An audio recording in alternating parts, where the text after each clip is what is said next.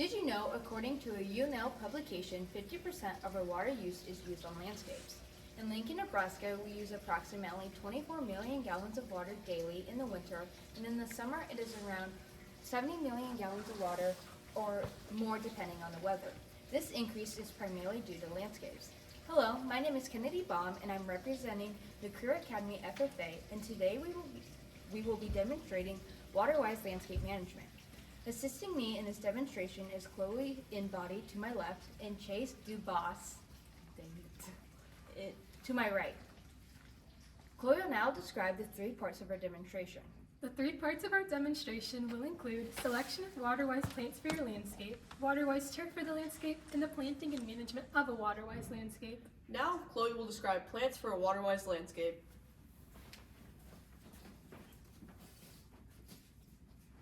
We use the UNL guide to select these plants. These plants can be purchased or propagated, but we selected to propagate them through collected seed and division. We started this process in December for May planting. The first plant we propagated was Lanceleaf coreopsis. We selected Lanceleaf coreopsis because of its great drought tolerance and ability to do well in relatively poor soil conditions. Lanceleaf coreopsis prefers full sun but can do well in partial shade. Lanceleaf seeds will be stripped from their pods and stratified by using cold treatment. They are then sown into flats where they are covered with a 1/4 inch of media and then watered. After that, they will be placed into a cooler where they will germinate quickly after 60 days and be transplanted in the spring. The second water-wise plant we chose is smooth penstemon. This showy perennial has beautiful blooms, which makes it a very beneficial addition to our water-wise landscape. Its low maintenance requirements allows it to thrive in full sun and less of an inch of watering each week. For propagation, we strip the seeds from their pods and sow them into wet flats. Then, we press them lightly into the soil without covering them. They will be watered and placed into a cooler for the next 60 days. Next, we selected showy goldenrod for its deep root system and height for our water-wise landscape. The seeds for this are too small to be covered, so we just press them into the moist media. After removal from the cooler, a light will be used to simulate germination. A fun fact about showy goldenrod, it is usually blamed for hay fever, but this is due to ragweed and not showy goldenrod at all. When we sowed these plants, we put them into wet flats so that way, after we could transfer them, they would have a short root system instead of an extremely long one, making it easier for transplant. For an ornamental water-wise grass, we selected purple fountain grass. This grass requires full sun and thrives in all soil conditions. This grass is very drought tolerant. For propagation of this grass, it will be split apart to be transplanted to our water-wise landscape. This grass has purple leaves and large seed head plumes in the fall. Chase will now describe the selection of water-wise turf grasses.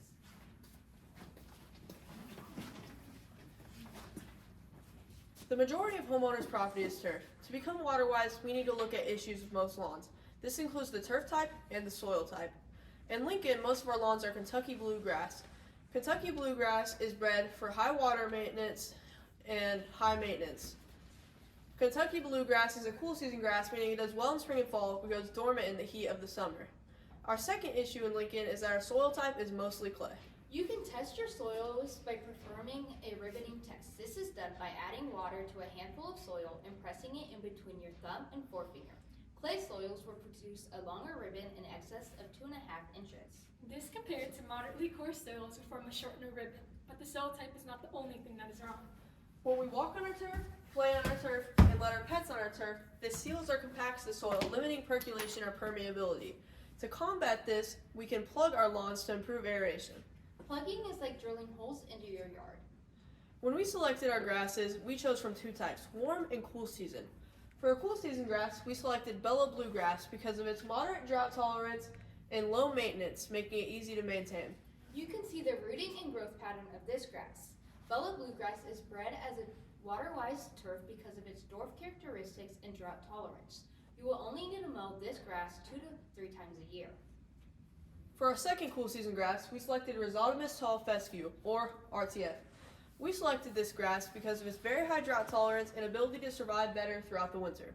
You can see the rooting and growth patterns of this grass. The turf is able to stretch itself so it can get enough water to survive and repair itself.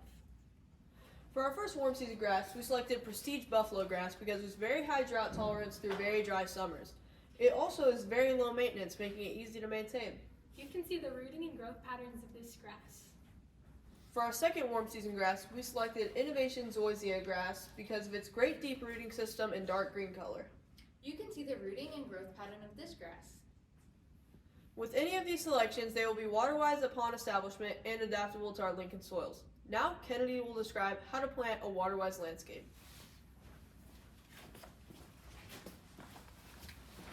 The first step to this water-wise landscape is to lay out our landscape bed. We will use a garden hose for this. Next, we will remove the turf. You can remove your turf with a flat-nosed spade.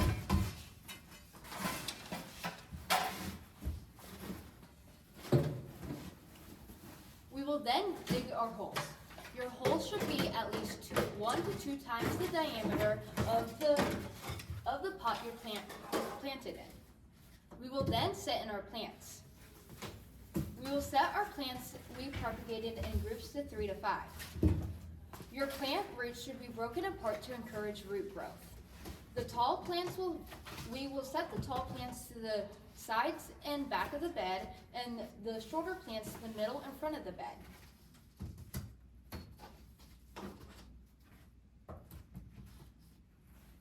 Redwood mulch will now be added to a depth of 2 inches to conserve water and control weeding.